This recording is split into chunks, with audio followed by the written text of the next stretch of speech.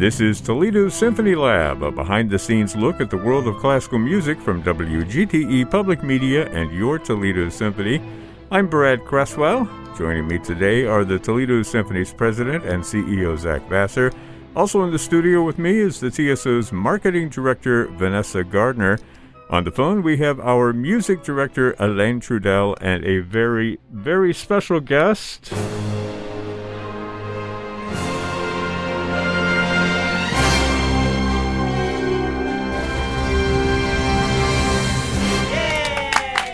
That is conductor John Morris Russell. Welcome, John. Thank you very, very much. Fantastic to be here with you all. So people know you as the conductor of the Cincinnati Pops Orchestra, but you are making a sojourn to Toledo this weekend for a concert called To the Moon and Back. It's a Valentine's Day offering, lots of beautiful music on there. And let me ask you before we jump in, have you conducted in Toledo before, or is this going to be your debut with the orchestra? This is my debut with the orchestra. I mean, I've conducted all the orchestras all around Toledo, but this is super special. Yeah, you eventually spiraled your way down to joining us. Up to join us, I think is what you meant to say. Yeah. Yes. I was thinking of like the roulette wheel with a little ball that spins around and eventually settles down in one the drain. place. Yeah. Well, guys, we can be a lot more positive than this. I promise you. Okay. And we're off to a good start for Valentine's. May I jump in at this moment? Please. Save us. It's not that we were interested and invited John, but it's the fourth time I invite him this year. And the first time he accepted. No, but of course he's been incredibly busy, but I hope everybody understands how much of a treat this is going to be. I mean, this is like a big-time conductor we have here. It's fantastic. You're talking about John Morris Russell, right? Yes. You're not talking about yourself. You said big-time conductor here, and I thought maybe you had something to say. No, and To the Moon and Back is not a concert about Apollo 13 either. Okay? I was kind of thinking it was about Jackie Gleason, Nice. One of these days, John. One of these days. And away we go. So anyway, back to business. Normally what we do is for our special guests, we have them to tell their story so we can sort of get to know you a little bit better. So I've got some music for you. This is actually the Cincinnati Pops playing a little Holst for us. We'll get that going. Oh, there we go. Yeah. You're conducting this, by the way. Not right now. Not right now? But Okay, gotcha. Not right now, but in the actual recording. So this is your theme music, Maestro Awesome. Russell. This means I've got like 6.5 minutes. Exactly. Go for it. Let's hear your story. Well, I was born and raised in Cleveland, Ohio, on the shores of Lake Erie. Went to Shaker Heights High School and grew up going to concerts with the Cleveland Orchestra. And went off to college in the East Coast. I got my first gig with the Northern Ohio Youth Orchestra in Oberlin. I also conducted the Akron Youth Symphony and the Mansfield Youth Orchestra. I was the youth orchestra king of Northeast Ohio. I went to get my graduate degree at the University of Southern California and came back and worked at Vanderbilt University for many years. Went down to Savannah to conduct the Savannah Symphony as the associate conductor. And then I got the call to become the associate conductor of the Cincinnati Symphony and the Cincinnati Pops Orchestra. And I was there for a few years and then parlayed myself to Windsor, Ontario, right across Lake Erie from Toledo, and was a music director there for 11 years in Canada. And that's where I first met Alain and all of the fabulous music making going up north to our north. I've had the opportunity of conducting the Detroit Symphony, of course, Windsor, Cleveland Orchestra. So now I finally get myself to Toledo. In 2011 was called, after Eric Hunzel had passed away, was called to come back to Cincinnati to lead the Cincinnati Pops. And I've been here for the last 10 years, and I'm a Buckeye through and through. And so it's a real treat now to be able to come back to Toledo. All right, you still have 4 minutes of music left. You opened the football door, so that should fill it. Yeah. Elaine, tell us something about Maestro Russell that we may not know. Something good, yeah. Something. Well, everything is good. Come on. It's like, well, you know what? I'll have something a little later about you asked us to think about a piece that symbolizes romance for us, but that will have to do a little bit with John Morris. But John Morris and I were both in the hunt for the Windsor job, and I was runner up to his job there. So we actually usually conductors. We don't hang out together, and we don't socialize all that much, especially we're in this hunt for the same kind of work, but we always got along great. And when I was conducting the opera in Cincinnati, John invited me to his place. We had a great time, and we've been just good buddies since. Yeah, that's great. That's great. Conductors have this thing, when you get to hang out with another conductor, it is so much fun.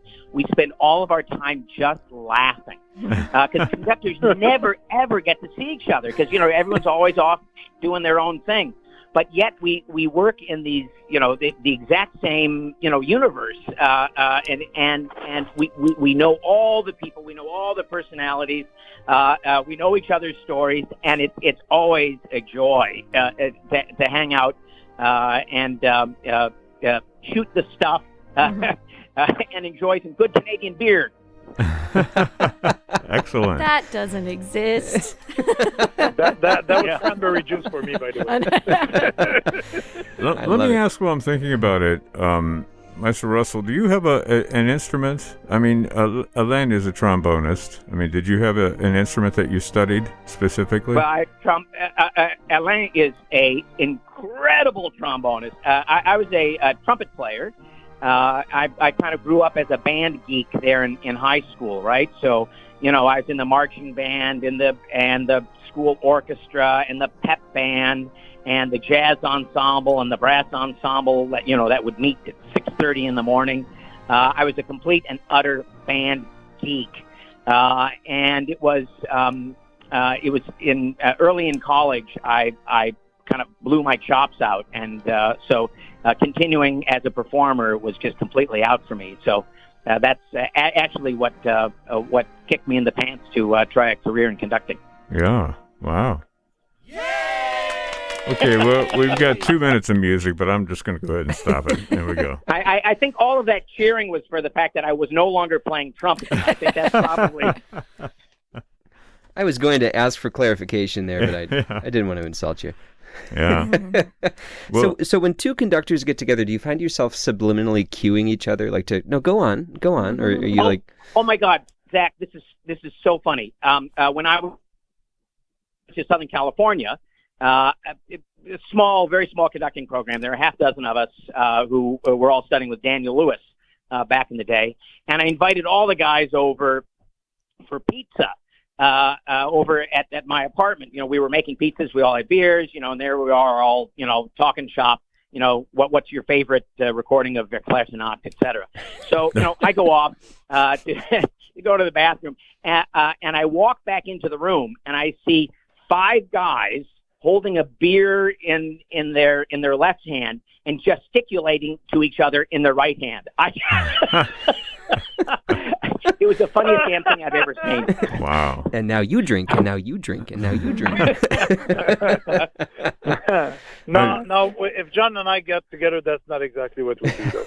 We just hang out and talk about food. But it has to be, the job of a conductor is a pretty complicated one, and having to get all the cues right. And let's say, my experience personally is in opera. I used to be an opera singer, and I imagine not only cueing members of the orchestra, but also cueing, singers or performers that are on the stage, that are soloists, that sort of thing. There's got to be a lot that goes into it. I mean, what are some of the tips and tricks that you rely on in order to make the magic happen, as it were? Oh, boy, that's a big one there, Brad. Yeah. We'll cut it out later. Put on the put on Act 3 of the Meistersinger. and I'll go into this here. I think we've got a good soundtrack for that. Here we go. Here's a little Valkyrie for you.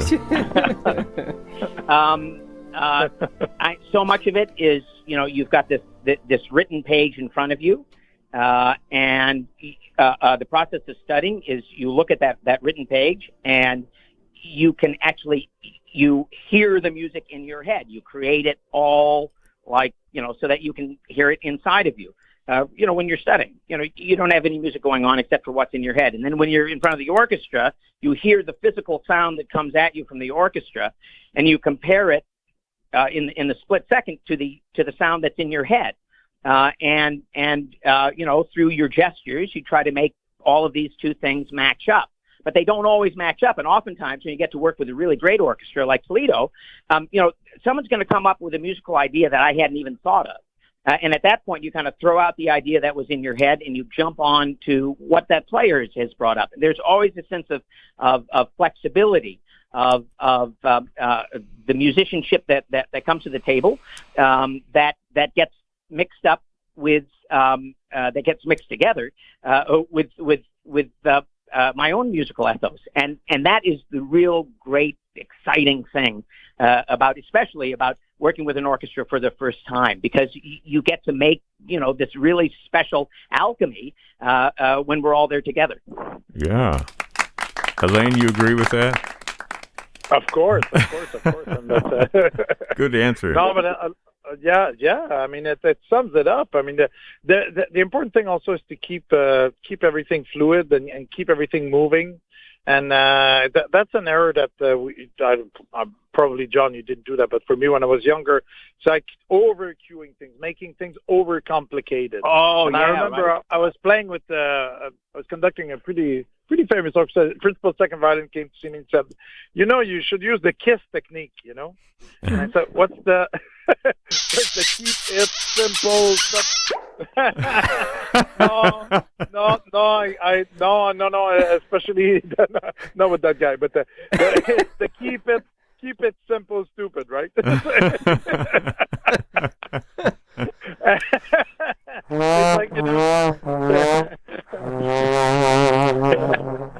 you cannot have a tree per branch, A tree per branch. Well done. Well, this is a Valentine's Day themed program, and I do want to ask you guys about your favorite Valentine's Day or romantic, music. We'll have that discussion, but before we do that, let's warm up and do a little quiz, a little Valentine's quiz. Let me bring in some Valentine's quiz music for that. Okay, yeah. All right. Don't ask. Okay. I have so many questions right now. You had me at this is too loud. Yes. So this is like drive time at 5. So you want a traffic report or you want the quiz? Exactly. Okay. Traffic on northbound 75 is clear as a bell right now. A couple of snowflakes in the air, but nothing to be worried about. Going westbound on 475, this traffic slows down at Corey Road. Okay. All right, here we go. Let me get my papers in order here. Did I distract you? No, it's okay. We're all about distraction here. So we're with two conductors. You're not allowed to do that. What I'm going to do is give you the question, and then I'll give you some options, and you can choose which one you think is right. Just go ahead and throw it out there, okay? Is that to say this is multiple choice? Yeah, multiple choice. Thank you. It was multiple guess, as we used to say here in college. Multiple guess. Okay. And Merwin is not there, so we have a shot. Yeah. Merwin's on the board with 5 already somehow. Yeah. Merwin usually wins. Won. Yes. Okay. Well, quiz is over. Okay, here we go. What was the origin of Valentine's Day? Was it an ancient Roman pagan holiday called Lupercalia, which involved a lot of booze, sex, violence, and fertility rituals? So far, so good. Or was it the Catholic Church, which named their festival for 2 Christian martyrs from the 3rd century? Or was it an old Norman fertility festival called St. Gallatin's Day, which was convoluted into the name Valentine? Or is it all the above, or is it nobody knows for sure? I thought there was a. I think it's A. It's A. I'm feeling B. I'm thinking number 3. I don't even know what that is. Hold on, hang on. I have to look at my paper. Wait, is it all of the above? None of the above. Nobody really knows for sure. I mean, all of those possibilities are possible, but depending on what source you use, nobody really knows. I want my money back. Yeah, Okay. this is. Yeah, here. Yeah, I'm giving that one to Merwin. Okay. Now, what was the origin of the expression to wear your heart on your sleeve? Okay, 3 choices. The first one Mistaken is, surgery. is during the Middle Ages, single men and women would draw names out of a bowl and pin them to their sleeves for a week. Or is it medieval knights who would wear a lady's token around their arms when jousting? Or is it from William Shakespeare in the play Othello? Or Othello, I guess he wrote. Othello is the Verdi opera. But, yeah. I'm going to say number 2. Number 2? I'm going to go with Number 2. pins on sleeves. What? Well, Pins on sleeves. Okay. I'll give that to Zach. But it is an Othello, though. It is. It's all 3 of these are related, but actually, I guess. the one in the Middle Ages happened first, I believe. Ah. Well, I mean, the Middle Ages did predate Othello. I mean, if I just think about it. Yes. We've often said it. This is an educational podcast. And Shakespeare also predated Verdi, so I think we're just moving forward in time. That's true. Yeah. Okay. Moving on. 51% of all flowers sold around the world are red roses. How did red roses become the universal symbol of love? Was it due to the ancient Roman goddess Venus, because it was her favorite flower? Was it the War of the Roses in the 1400s? The red roses won, by the way, the House of Lancaster. Or was it the Robert Burns poem Red, Red Rose? Or number 4, was it Red, Red Wine? No. Okay, I'm Wait, giving you that got one it to right? John. Wasn't an option. I like his answer better than what I got here. Neil Diamond doesn't agree, but okay. It was actually Venus, the Roman goddess Venus. Right? Good job, Merwin. Yeah. Merwin has 2 points. Yes. Merwin is so far ahead. No catching up at this point. Okay. This is a little different. You need to match the color of the rose to that color's meaning, right? Okay, So yeah. this is according to Good Housekeeping. I've got 6 colors here: black, white, blue, lavender, yellow, or green. Is it a heart unacquainted with love? I'll just give you a 50-50 shot. Is that blue or white? Blue. Blue. A heart unacquainted with love is white. Okay, that goes to Merwin. Why do we give white goes to Merwin. roses to the dead then? Yeah, well, yeah, and I remember in Windsor we would give roses to all of our soloists after a performance, and there'd be different colors. And once we presented a bouquet of white roses to our pianist from China, and she was just completely mortified because it was could not have been the worst color. You know, it's like the color of death, literally. Well, now I don't feel like we should move on. But how was her playing? Yeah. Let's be serious. It was spectacular. Yeah. Let's see. She missed that last cadenza. Bring out the white flowers, please. Okay. Well, white roses can mean different things nowadays. I mean, you see them at weddings all the time, right? I don't know what that says. Yeah. Okay, here's another one with mixed messages. Jealousy and infidelity. That's the old meaning. The new meaning means friendship. So This would be yellow. yellow. Yes. Exactly. Yeah. Wow. Mystery and intrigue. Is it blue, black, or lavender? Lavender. No, that's wrong. Sorry. I'm going to go for blue. I'm going to go out on the limb here. Mystery and intrigue is blue. I learned earlier that every limb has a tree, so I'm going to go out on a limb here and choose blue. Yes. Yes. Love at first sight. Lavender, yellow, or green? Whatever you can find. Green. Lavender. Lavender. All right, I'm going to skip the last two. Let's find something else here. Wait, I feel like we need our music back. In the last two questions. Yeah, there we go. What was the first recorded kiss in history? Now, this is where lips actually touched, because I guess the ancient Egyptians drew a lot of pictures where people almost touched their lips, but not quite. How right? naughty. So when you say recorded, you mean in drawing? Well, just written down. Down. Was it in the Song of Songs in the Old Testament? Was it ancient Vedic Sanskrit texts from around 1500 BC? Or was it the Kama Sutra, which was the 5th century BC? B. I have to look at my paper. That's actually right. The Vedic Sanskrit texts, kissing was described as inhaling each other's soul. Ooh. It's so funny with the music you have. Northbound US 23. There's some kissing in the right lane. Oh, Lord. Okay. Southbound traffic, rubbernecking. Here's one for Vanessa to answer, okay? On average, what percentage of Valentine's Day gifts are purchased by women? Is it 25%? Is it 50%? Or is it 85%? 25%. No. I go with B.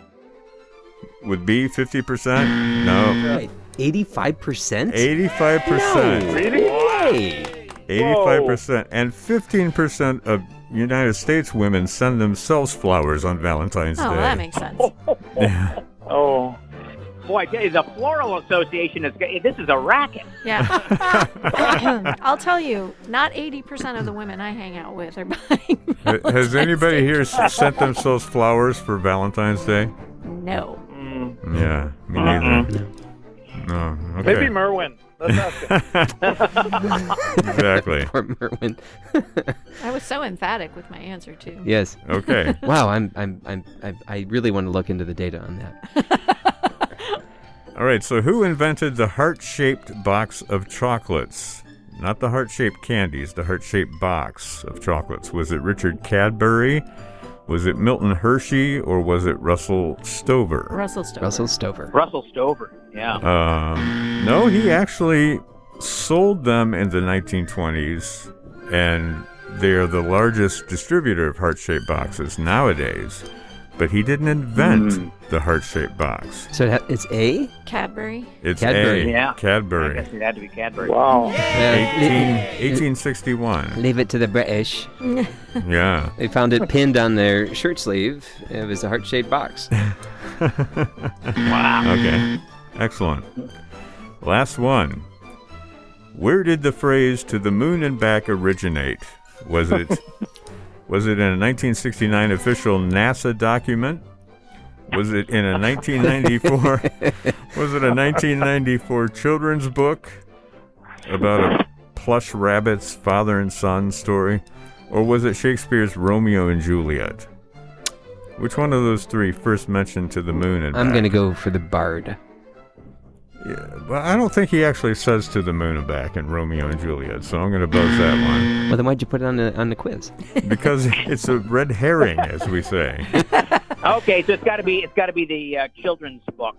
Actually, yeah, it is a children's book. Really? As far as the way we think of what it means, expressing love.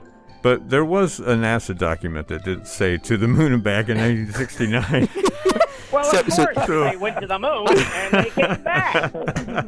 Now, I always misattributed it to "It's a Wonderful Life" because he says that he'll lasso the moon for Mary, but he doesn't say "I love you to the moon and back," right? Now, I just want to make the point that it may not be as impressive a statement as you think it makes. Like in 1969, it took them 8 days to get to the moon and back, right? And they stayed there for a couple of days. So when you're saying "I love you to the moon and back," it's good for about 8 days, and that's it. Brad, coming from you, I'll take it. that and a Las Vegas wedding, right? Exactly. Yeah. 8 days if you're lucky. Totally. I'm surprised, Brad, that you didn't get in here our little candy trivia, because there's a great Northwest Ohio tradition here from Bryan, Ohio, and the Spangler Candy Company. Oh yeah, that's right. Here, let me get the music, and you can do a quiz for us. There you go. Okay. Well, it's not really a quiz. It's just a little bit of trivia. The Necco Wafer Company from Boston closed up shop several years ago. But besides making those weird Necco wafers, they also made those little candy hearts. That's right. Little things. I love you. All those little messages on them. And when they went belly up, it was the Spangler Candy Company that bought them up, and now Spangler Candy of Northwest Ohio produces all of those millions and millions of little heart-shaped candies. Wonderful. They didn't tell you that they're paying you in Spangler candy, right? I got all the peppermint I can use. It's a great company. They if you ever get out to Bryan, they do factory tours. Worth doing. Oh no, I'm crazy about them. In fact, our Pops pianist with Cincinnati Pops, an amazing musician and wonderful person, Julie Spangler, and she's part of the whole Spangler family, and they are big music lovers. Well, welcome to our candy podcast today. We're talking about Spangler candy, and candy is, a favorite this time of year, being our Valentine's Day special. Before we go, and we may have to push this off into the podcast version of our program today, I want to ask you guys about music itself and your favorite piece of romantic type music. I'm going to go with that Rachmaninoff symphony. What is it? The Adagio from is it the Second Symphony? Mm-hmm. Yeah. I like the way Alain sings it. Yes. Yeah. You can tell I put a lot of thought into this, but yeah, that's my choice. Zach, let me turn it over to you, because I know you put some thought into this as well. So my wife and I have our song is a Chet Baker B-side that we first heard up way too late on St. Patrick's Day, St. Valentine's Day. But it's This Is Always, and we loved this song, and we were dancing in our living room to it on repeat. And we're living in this loft apartment downtown, and it's about 2:13 in the morning on the 15th of February, and we've been dancing to this song for about 15 minutes, and it's just on repeat play. And all of a sudden, a stranger barges into our apartment. And he thought it was the exit door to the stairwell. And he was as terrified of us as we were of him. Wow. And that went on to be our song. So it was at our wedding reception when we got engaged. But it is a beautiful, beautiful song. Strangers in the night. The wedding reception, did you have some people like barge in the middle of that to keep the tradition going? Yeah, they're called wedding crashers. Yeah. Yes. Very nice. It's a great song, though. Do check it out. Well, let's head to the conductor's side of the table. Which one of you wants to go first? They're cueing each other. They just can't see it. Yes. Yeah. Yeah. Raising your hand doesn't work on the radio, by the way. Okay. So here I'll jump in. I met my wife in Savannah, Georgia, when I was the associate conductor of the Savannah Symphony, and Savannah is Johnny Mercertown. And there's, in fact, one of the little rivers, the tributaries along the coastline, is called the Moon River. And Mancina wrote the tune, but it was Johnny Mercer who wrote the words. And it kind of became our song. It's beautiful, sentimental lyrics, and just what an incredible melody. Mm-hmm. And so we always think upon our time in Savannah and that beautiful city. And that's where we fell in love. And so that is kind of our song. Orchestrally, This is a little bit of an outlier, but I just think it's gorgeous and it doesn't get played enough. The Spartacus Suite by Khachaturian. Mm-hmm. Oh, Mm-hmm. just Kills me. so beautiful and just beautifully orchestrated and really heartfelt and sincere. I think it's just one of the great orchestral love songs that just doesn't get played that often. Yeah. Wonderfully chosen. And John, I noticed you have Moon River on the set list. Et voila. And I think there is Khachaturian too, right? Yes, Khachaturian, though we didn't quite have a size with 6 foot distance between all the players to fit on the full Spartacus. So we decided to go with the Guyane suite, the beautiful lullaby from that. And I don't know, for some reason I always had this kinship with Khachaturian. He was born on June 6th, as I was. And for some reason, all of his music, it just really appeals to me. His piano concerto is just, I think, one of the great masterpieces of all time, and it just never gets performed. I will join you with that. I love that piece, and I've only seen it once. Yeah. Oh, my goodness. Yeah. We'll make a note. Make a note of that, Zach. If only there was a music director on the line that I could tell about that. Speaking Ale, of how which, about you? Speaking of which, I'll let you go next if we do the Khachaturian piano concerto. right. Let's hear from you, Elaine. What piece of music resonates for you in the romantic arena? Well, it's even more precise than romantic. It's really from Valentine's Day. And I said it has a little bit to do with John because first time I... Oh, really?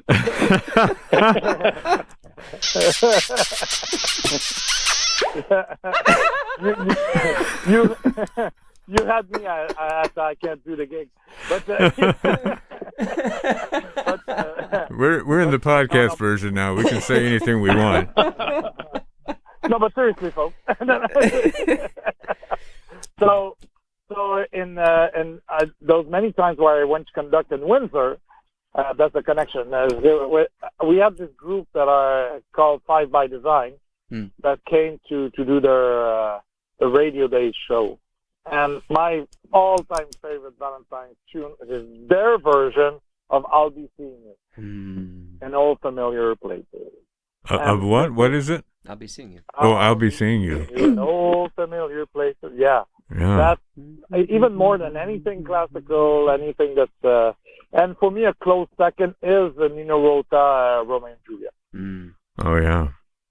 So those are the two... I know they're not classical, but on Valentine's Day, those two are like... They're my two favorite songs.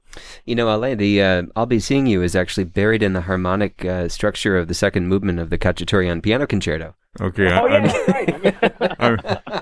I'm taking your iPhone away from you, Zach. Well, that leaves you, Vanessa. I saved the best for last. I think anything by Astor Piazzolla. Just Cafe 1930, Oblivion. Oblivion is amazing. Libertango is on this concert. Yeah. Anything. I think it's just super sexy and... Yeah. What about French horn parts? Well, there's a great brass quintet arrangement of Oblivion that has a beautiful French horn solo, so I get both of them. So. I don't know what it means that Oblivion is a favorite love song of yours. But... Hey, Vanessa, when was the last time you started crying in the car? That was about Oblivion of a different kind. A day and a half ago, thanks to Brad Cresswell. Okay, now we need to clear this up, right?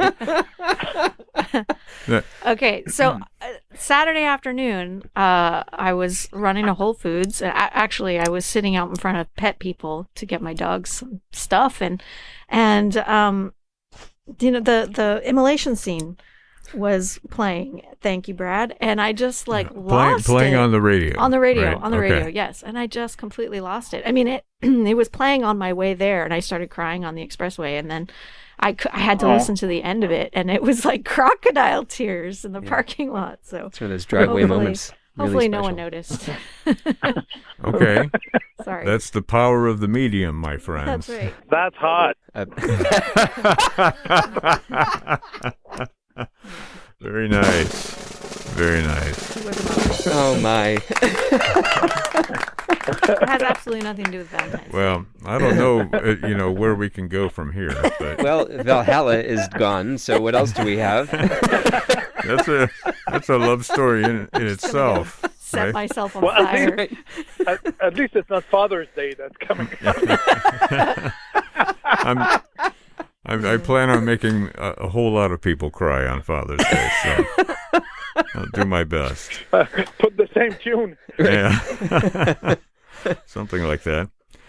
Well, I do want to mention again the concert is happening this weekend. More information at ToledoSymphony.com. It's called To the Moon and Back, Toledo Symphony, along with our guest conductor, John Morris Russell, who is the conductor of the Cincinnati Pops Orchestra, making a little trip over here to Toledo to conduct our program.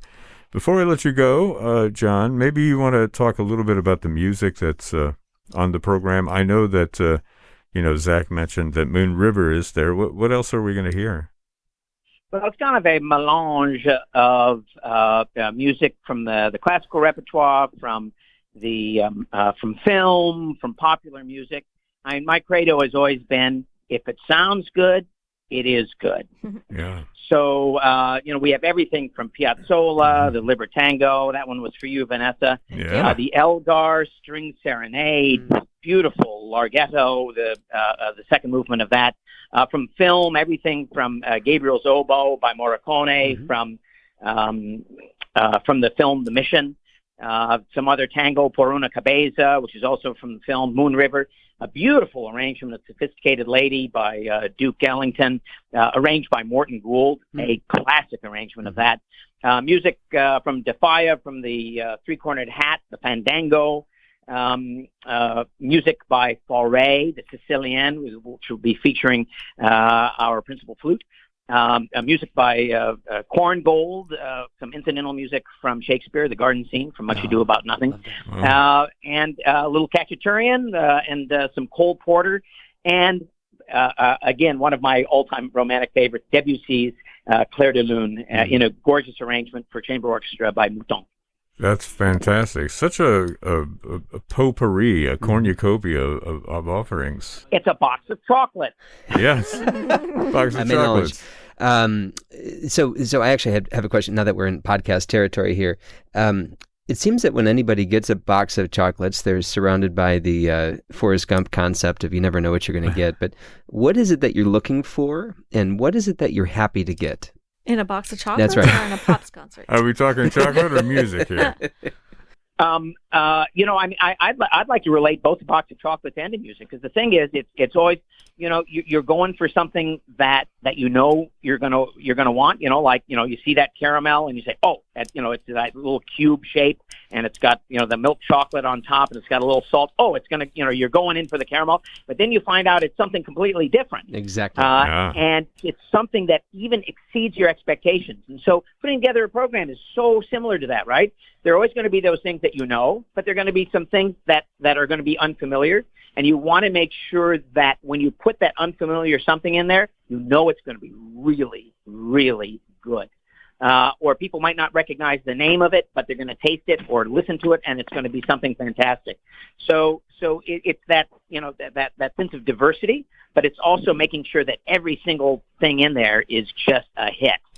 That's amazing. Yeah. And that's a great concept. I actually saw an interview with Robert Zemeckis recently, and he said that the original line from Forrest Gump was not "Life is like a box of chocolates," but "Life is like a Valentine Pops concert." That's a good analogy, though. And we should point out, this is a great opportunity for couples or whoever is celebrating Valentine's Day. Make that dinner, light those candles, put on the symphony, watch this concert, the streaming concert. It'll be wonderful. You have to do it, a couple of days before the actual Valentine's Day itself. Well, now that we know that 85% of women buy themselves something for Valentine's Day, I think we have a different marketing tactic. Yeah, get out that pint of ice cream, get out a box of chocolate, sit in front of the TV in your sweats, and go for it. That's what I'm going to do, by the way. Yeah. Well, one of the great things about this program and all the programs that we've been doing over the last many months is that they're shorter. It's like 60 minutes, and so it's just the right amount of time to pop open that bottle, lay out some food and to make a real spectacular evening surrounding, a concert that is just the right length. Well, folks can find information about it at ToledoSymphony.com, the site for streaming all the concerts from the Toledo Symphony, and where you'll find this one when it streams live. That'll be at stream.artstoledo.com. I want to thank everybody for joining us today. We've had fun, lively discussion, a lot of things that we talked about, but most of all, we're just honored to have you join us not only here on the podcast, but of course with the symphony. John Morris Russell, wonderful conductor, whose recordings I've been playing for some time. So it's been a real pleasure to speak with you on the air. Thanks so much, Brad. This program is a production of WGTE Public Media in collaboration with our sponsor, the Toledo Symphony, with generous support from the Rita Barber Kern Foundation. You can download episodes of this program as a podcast by going to our website at wgte.org/lab. You can also subscribe to us through your podcast app of choice, including Apple and Google Podcasts. I'm Brad Cresswell. You've been listening to Toledo Symphony Lab from FM 91.